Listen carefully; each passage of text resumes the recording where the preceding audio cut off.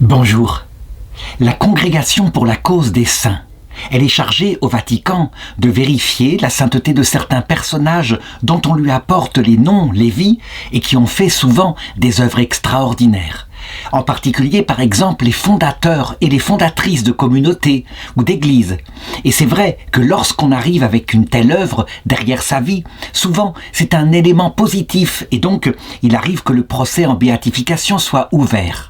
Cependant, il faut le reconnaître, même dans la vie de la sainte que je vais raconter aujourd'hui, ces œuvres extraordinaires ne suffisent pas. Qu'on se souvienne ce que Jésus avait dit.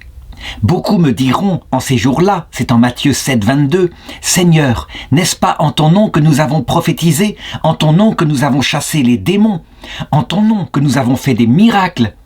Alors je leur dirai en face, « Jamais je ne vous ai connu, écartez-vous de moi, vous qui commettez l'iniquité. » On pourrait dire, mais cette parole-là, elle semble s'opposer à cette autre parole de Jésus qui disait « Un bon arbre ne peut pas produire de bons fruits. » Et, un mauvais arbre ne peut pas produire de bons fruits. En réalité, nous le savons bien, les choses sont beaucoup plus complexes que cela.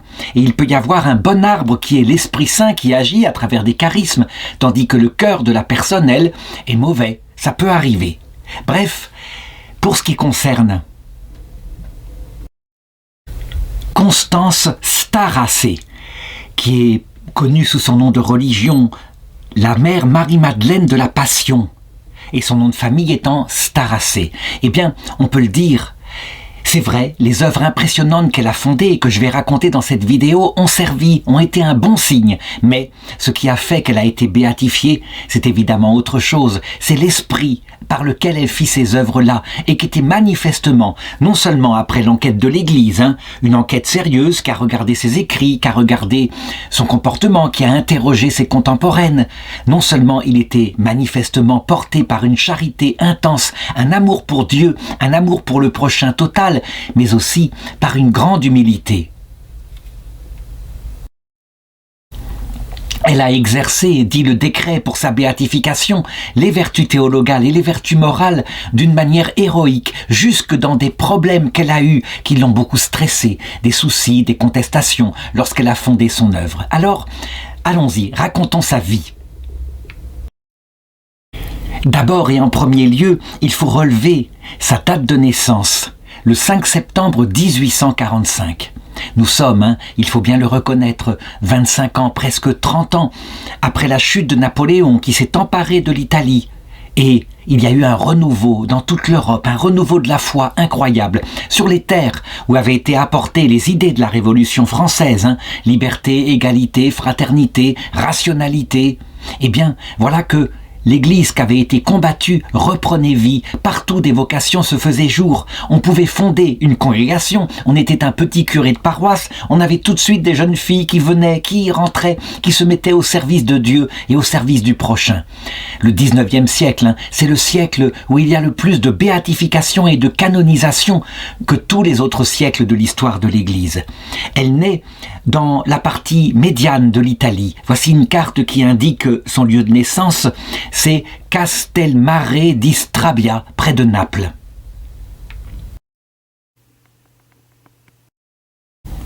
C'est une petite fille élevée dans la foi, dans ce sud de l'Italie qui est très pauvre, mais par des parents qui, eux, ont une certaine fortune, donc elle ne connaît pas le malheur extérieur. Et lorsqu'à 4 ans, en 1850, elle est envoyée à l'école, là, elle découvre d'autres petites compagnes qui viennent à l'école pieds nus, qui portent leurs chaussures quand elles en ont souvent, et bien sur l'épaule pour ne pas les user, et elle découvre la misère matérielle. Il y a des orphelinats. Quand, un peu plus tard, voici que des religieuses venues de France, fondées au siècle précédent par Saint Vincent de Paul, les filles de la charité, arrivent à Castelmare pour assister les malades, eh bien, elles s'aperçoivent qu'elles ouvrent des orphelinats, elles s'occupent de jeunes filles qui n'ont pas beaucoup d'argent. Et là, eh bien, elles demandent aussitôt à être admises, non pas parce qu'elles seraient pauvres elles-mêmes, mais pour aider. Ce que je vais raconter là est absolument inédit. L'âge qu'elle a, 12 ans maintenant, 12 ans, est vraiment précoce. Qu'on se souvienne que dans une époque à peu près analogue, les difficultés qu'eut Sainte Thérèse de l'Enfant Jésus dans la partie normande de la France pour rentrer au couvent à 15 ans, en ce qui la concerne dès l'âge de 12 ans, elle décide de faire plus. Elle entre au couvent, on peut presque le dire. Elle veut se mettre au service des sœurs de la charité. Elle veut s'occuper au maximum de ces enfants qui sont abandonnés.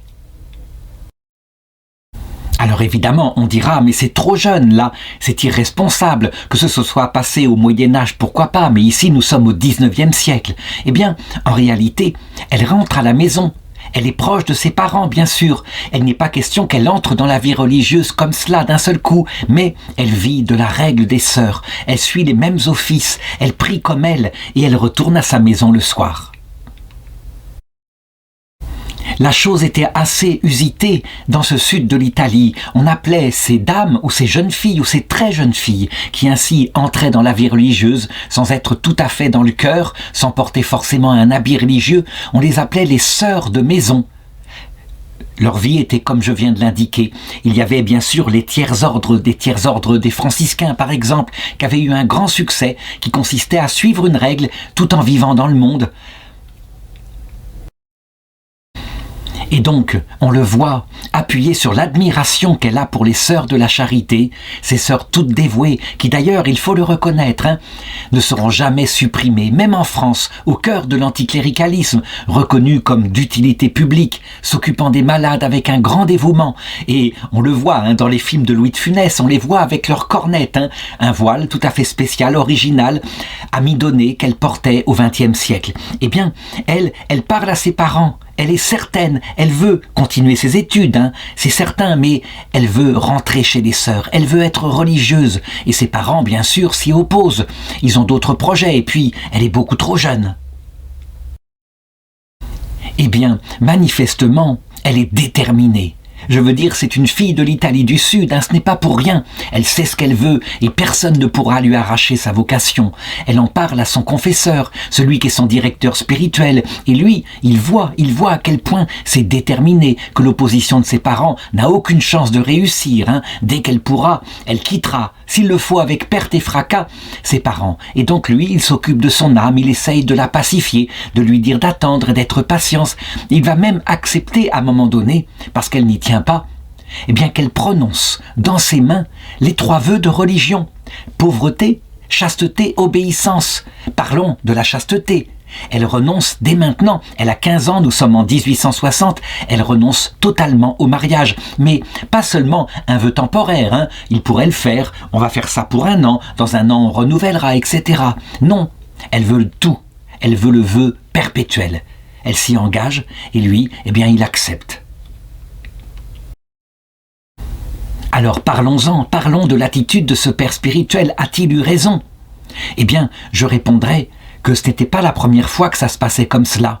Sans doute qu'il a jugé, étant donné son tempérament et la solidité de ses déterminations, qu'elle pouvait s'engager de cette façon-là.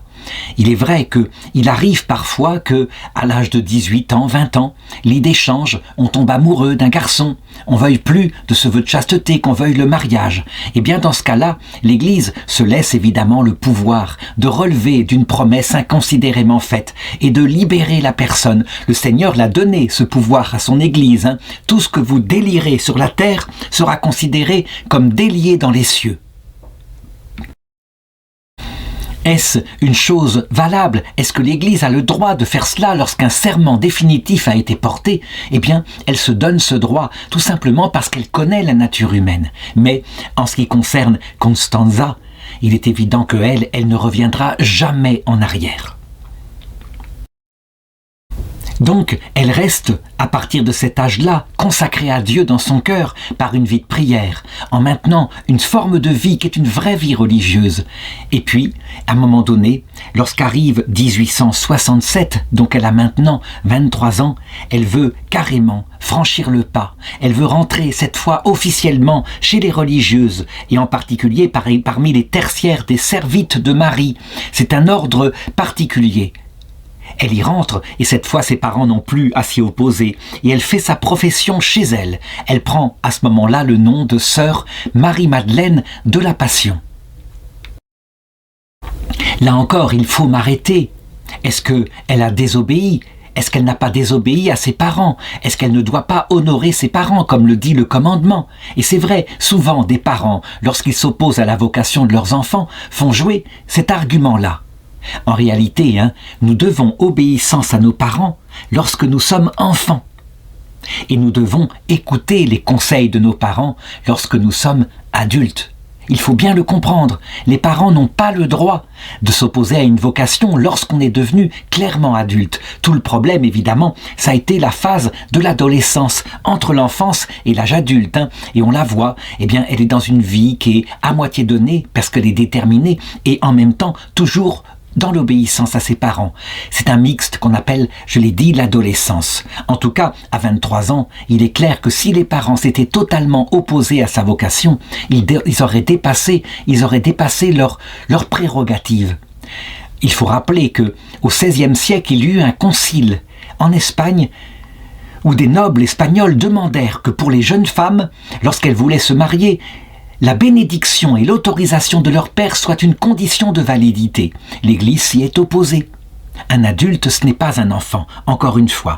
Et donc, elle rejoint ces tertiaires des servantes de Marie, elle reçoit même l'habit de l'évêque diocésain qui s'appelle Monseigneur Francesco Saverio Petagna. Il bénit son œuvre, il trouve cette jeune fille tout à fait engagée, il lui confie même des tâches particulières, comme par exemple enseigner le catéchisme, et puis organiser auprès des jeunes filles cette pieuse union qui s'appelle les filles de Marie, où elles s'engagent avec elles comme aînées qui leur parlent, elles s'engagent toutes jeunes à ne pas accéder au mariage sans leur virginité.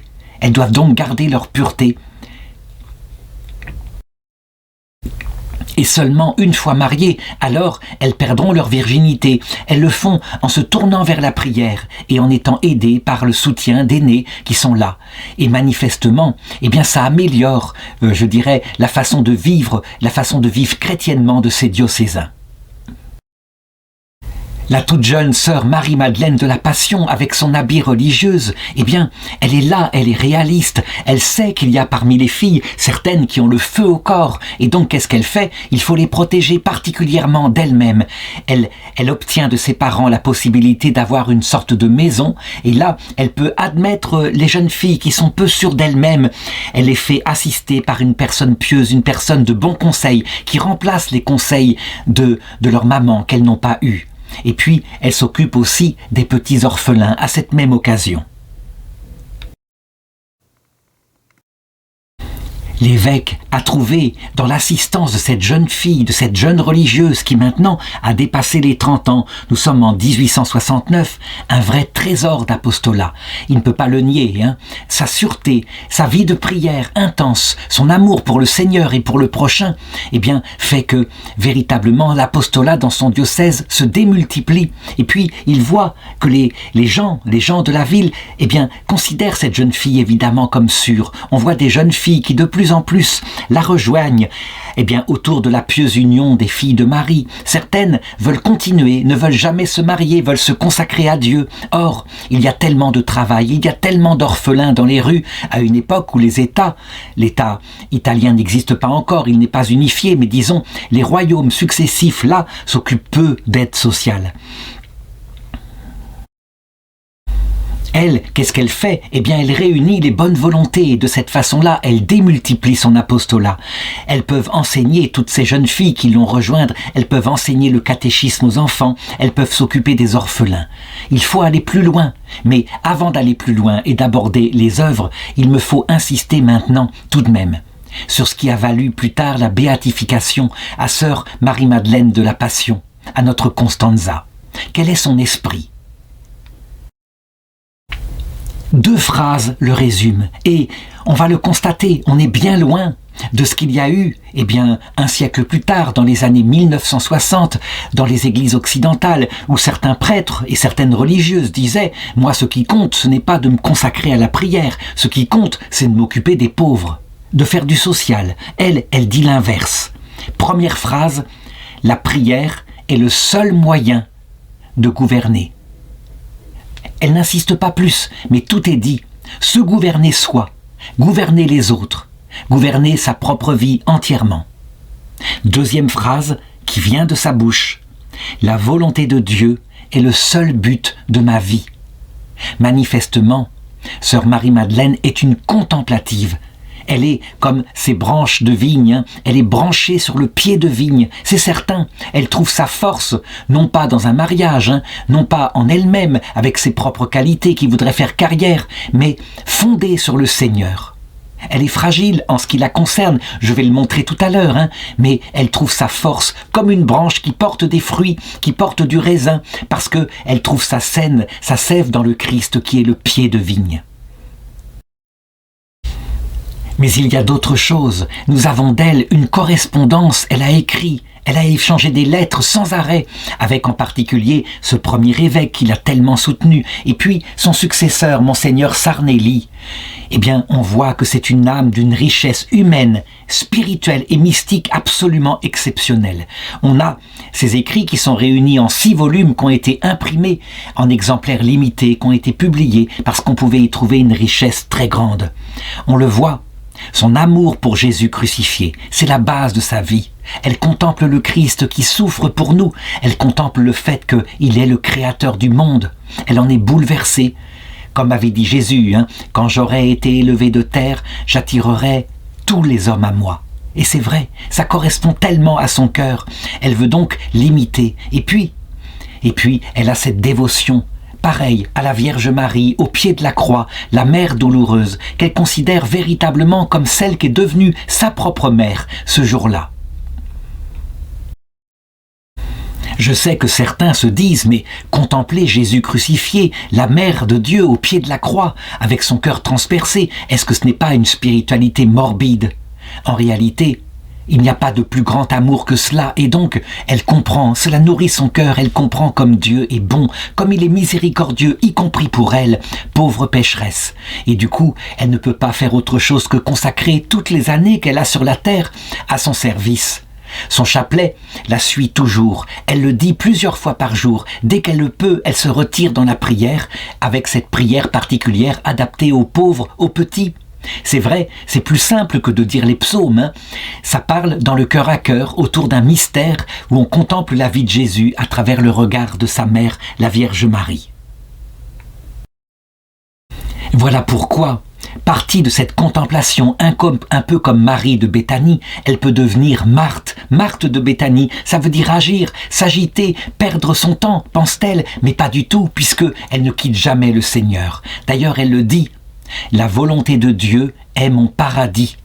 Ce qui veut dire que, en se dévouant, parce que concrètement, il faut qu'elle donne des cours de catéchisme, il faut qu'elle s'occupe de petits-enfants, qu'elle aille les ramasser dans la rue lorsqu'ils sont orphelins, surtout à partir de 1869, quand va se produire ici, à Naples, l'épidémie de choléra, qui va laisser des familles totalement déstructurées et beaucoup d'enfants dans les rues.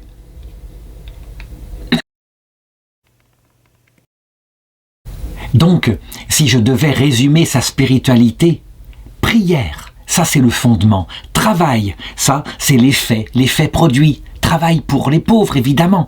Et sainteté, à travers ce travail, quelle que soit sa fatigue, sainteté, recherche de Dieu, quels que soient les soucis, les critiques qu'il y aura. Voilà ce qu'elle écrit.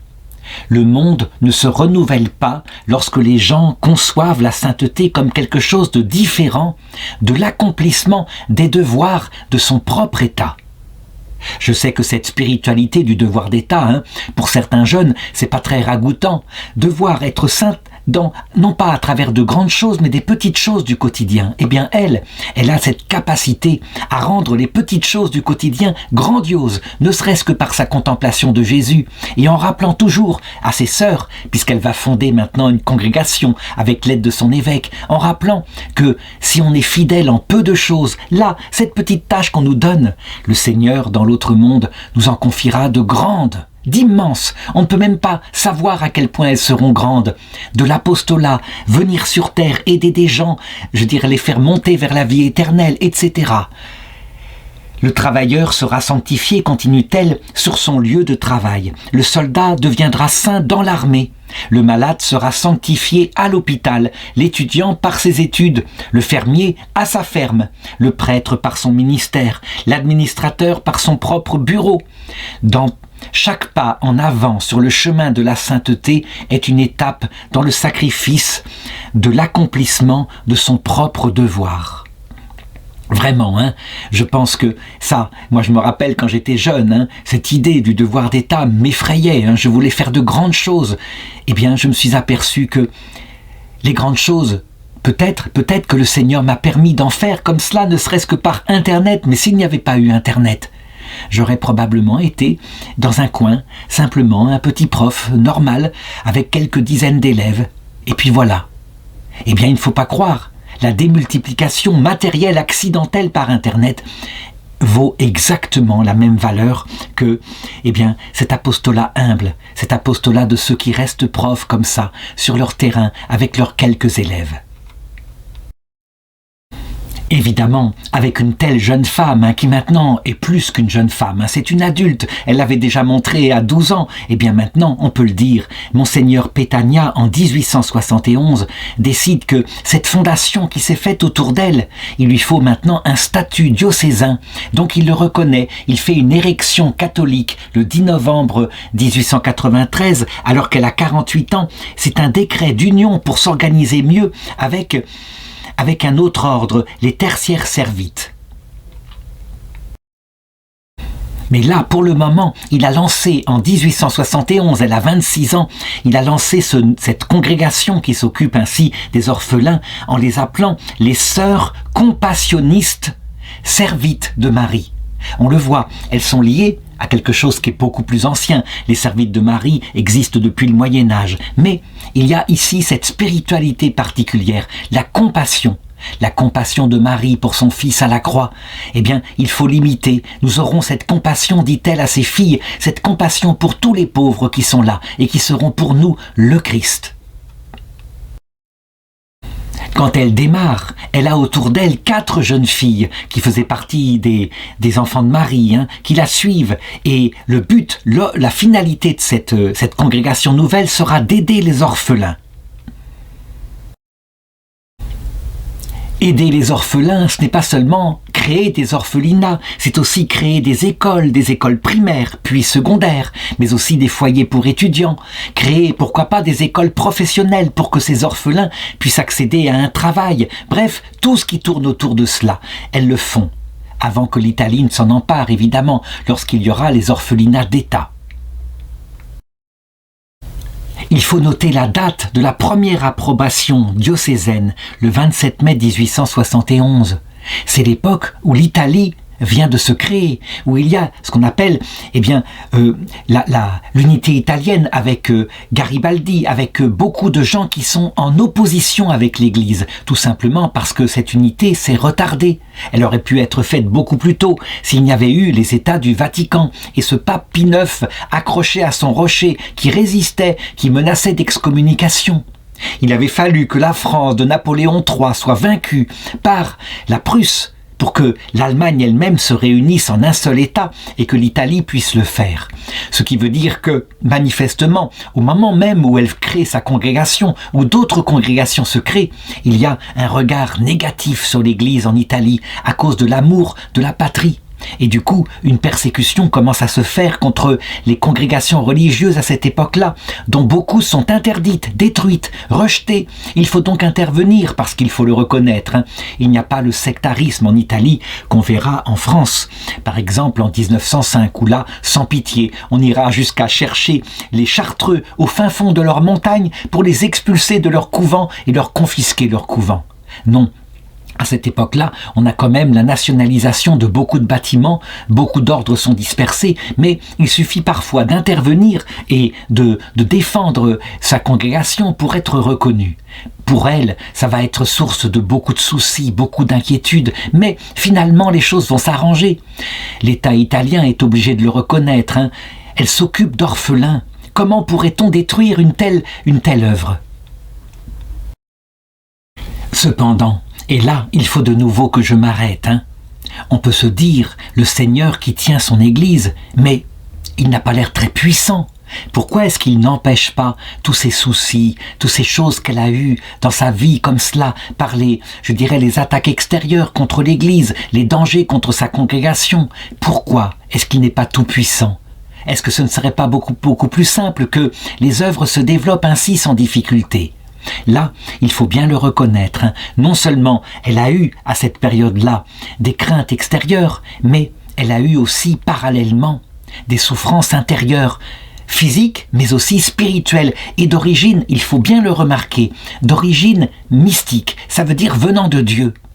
Ceux qui protestent et qui disent mais les soucis qu'on peut avoir ne viennent pas de Dieu, ils viennent du démon ou quelquefois des ennemis humains et Dieu laisse faire. En réalité, parce que je vais raconter maintenant, on le voit bien, Dieu est aussi à la manœuvre.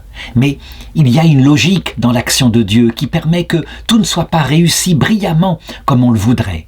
Donc elle va avoir des angoisses terribles, ne serait-ce qu'à cause de la survie de son ordre, mais aussi des tremblements physiques injustifiés, elle ne sait pas expliquer, et puis des maladies mystérieuses qui se développent dans son corps, mais manifestement, qui se développent à des moments précis, des moments où, comme par hasard, liturgiquement, on médite sur la passion du Christ, des souffrances inouïes, elle tombe en extase, et puis apparaissent sur ses mains et sur ses pieds parfois les stigmates du Christ. Manifestement, le Seigneur, non seulement extérieurement, il manifeste comme cela par des phénomènes mystiques extraordinaires, à quel point son âme lui appartient, mais intérieurement, elle vit aussi ce qui correspond, ce qui est comme le sommet de l'iceberg, ce qui correspond dans son âme à des souffrances. Il a fait passer par les mêmes souffrances que son fils ou que la Vierge Marie. Pourquoi cela? D'abord, il faut le comprendre. Lorsqu'on est comme elle, une personne déterminée, qui a résisté à ses parents, qui a été capable de se consacrer contre leur avis à Dieu, qui a ensuite créé une œuvre, qui a été efficace, elle avait les pieds sur terre de manière extraordinaire, et cette œuvre s'est mise à être bénie, à se démultiplier. Forcément, parce que nous portons en nous ce qu'on appelle la convoitise des yeux. Pas seulement elle, nous aussi. On ne peut que subtilement s'enorgueillir, être fier en tout cas de ce qu'on a réalisé, et puis s'y attacher. Et on le voit bien qu'elle y est attachée, puisque quand son œuvre faillit être détruite, elle eut beaucoup d'angoisse. Or, le Seigneur le sait bien. Lorsqu'il demande à certains de faire de telles œuvres, il met son âme en danger. En effet, on pourrait développer de la vanité, se croire quelqu'un, alors que pour rentrer au paradis, il faut mourir à soi-même. On ne peut pas voir Dieu sans mourir, c'est un fondement de la théologie catholique, un fondement qu'on avait trop oublié, la place de l'humilité, et même plus que de l'humilité, de la mort à soi-même, de la kénose, et pourtant Jésus en avait parlé. Si le grain de blé tombé en terre, donc notre âme, ne meurt pas, il reste seul, mais s'il meurt, il porte beaucoup de fruits. Et donc le Seigneur, qui, lui, n'est pas tant admiratif devant les œuvres qu'elle crée sur terre, qui de toute façon sont passagères, mais qui la veut pour la vie éternelle, le Seigneur, donc, vers le terme de sa vie, va lui envoyer ses épreuves. Il veut s'occuper maintenant de la sainteté de sa petite épouse, pour qu'elle aille directement au ciel, qu'elle n'ait même pas à franchir quelques années de purgatoire dans l'autre monde.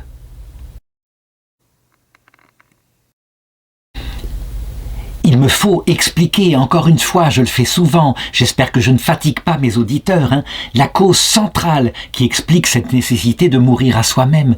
Ce n'est pas un caprice de Dieu, comme voudrait nous le faire croire le démon. C'est parce que on ne pourrait pas supporter la vision béatifique si on ne mourait pas à soi-même, c'est-à-dire si on ne devenait pas un pauvre total, quelqu'un sans illusion sur soi, qui ne pense qu'au Seigneur et au prochain. Pourquoi ? Parce que Dieu, dans sa vie trinitaire, est comme cela. Et donc nous, avec nos petites réussites, nos petites œuvres que nous avons créées sur terre, nous ressemblerions un peu à une grenouille qui, ayant sauté un obstacle, dirait « Voyez, comme j'ai sauté haut, je suis une grenouille qui saute haut, et moi, du coup, je dois pouvoir me marier avec la princesse. » Ça ne va pas, évidemment, ça ne va pas. Il faut être tout pauvre. Nous ne pourrions pas supporter la vision béatifique sans cela. Et donc le Seigneur va préparer son cœur tout ce qu'elle a vécu, les douleurs intérieures, l'union au Christ par sa prière, tout cela est le secret de son âme qui nous sera révélé dans l'autre monde. Mais ce que nous devons garder de l'exemple de sœur Marie-Madeleine, eh bien, c'est que tôt ou tard, et quelquefois il vaut mieux tôt. Je me rappelle, pour moi, ma plus grande souffrance est arrivée vers l'âge de 23 ans par un choc qui est arrivé dans ma vie. Et maintenant, des années après, je me dis, mais quelle merveille que ce soit arrivé si tôt. De cette façon-là, j'ai pu comprendre à quel point je n'étais rien. Pour d'autres, eh bien, cela se produira plutôt vers la fin de leur vie. Et on voit certaines personnes âgées qui, par exemple, ne veulent pas passer par ces souffrances, des moments qu'on n'aime pas, quand le corps commence à lâcher, quand l'âme est un peu angoissée, et qui, du coup, demandent l'euthanasie. Quelle erreur, quelle perte de temps, quelquefois sur les 15 derniers jours de leur vie, vécue, évidemment, dans la conscience, avec des médicaments pour soulager les douleurs physiques. Ils auraient plus appris que tout le reste de leur vie. Dans ce cas-là, qu'est-ce qui se passe? Eh bien, ce qu'on doit acquérir, la kénose, nécessaire pour la vie éternelle, on l'acquiert au purgatoire, qui est beaucoup plus long, parce que au purgatoire, dans l'autre monde, comme on a vu le Christ, comme on sait cette foi, on sait à quel point il est amour. Eh bien, quelquefois, on est trop heureux d'être sauvé, d'avoir reçu la promesse du salut. Donc, pour atteindre le fond de sa misère par une nuit de l'esprit, c'est beaucoup plus long en apparence, semble-t-il. Sœur Marie-Madeleine de la Passion va rester comme cela sur le combat jusqu'à la fin de sa vie, jusqu'à la toute fin de sa vie en 1921. Et puis là, alors qu'elle est allée visiter des orphelins, elle attrape froid, elle attrape une pneumonie. Et c'est ce qui va l'emporter le 13 décembre 1921, comme c'est souvent le cas, quand on est pris par les poumons, évidemment, la respiration ne peut plus se faire et donc le cœur finit par lâcher. Donc, à partir de sa mort, à partir de ce moment-là, la certitude qu'ont ses sœurs et les orphelins qu'elle a tellement aidés, qu'il y a une sainte, qu'elle est là, va amener à ouvrir ce qu'on appelle le procès de béatification. Ses écrits vont être passés au crible et là, Dieu sait si elle écrivait, Dieu sait si c'était complexe. En tout cas, on retient quelques-unes de ces maximes qu'elle donnait avec certitude et bon sens qui quelquefois éclairaient la vie entière de ces religieuses. Quand vous ne pouvez pas parler de Dieu à l'homme, c'était la grande période de l'anticléricalisme, on ne pouvait plus. Alors, dans ce cas-là, parlez à Dieu de l'homme. C'est quelque chose de fantastique, il y a là un conseil pour garder la paix. Personne ne pourra jamais nous empêcher de parler à Dieu, même si on nous empêche de parler de Dieu. Autre maxime, la vertu est comme le soleil qui entre par les fentes même lorsque les portes sont fermées. Donc évidemment, 18 ans après sa mort, le procès est ouvert, le procès pour étudier ses écrits, et évidemment, comme toujours, l'Église, on dirait qu'elle a le temps, tellement le temps. Il faudra attendre le 21 octobre 2004 qu'un miracle qui confirme l'enquête canonique qui avait abouti à ce qu'elle soit vénérable, enquête qui, évidemment, était faillible, on pouvait se tromper sur son âme, mais un miracle a lieu à Castelmare et est reconnu. C'est une sœur de son ordre qui est guérie. En fait, elle a été guérie en 1927, mais l'Église a mis tant de temps pour finir par le reconnaître. Et donc, finalement,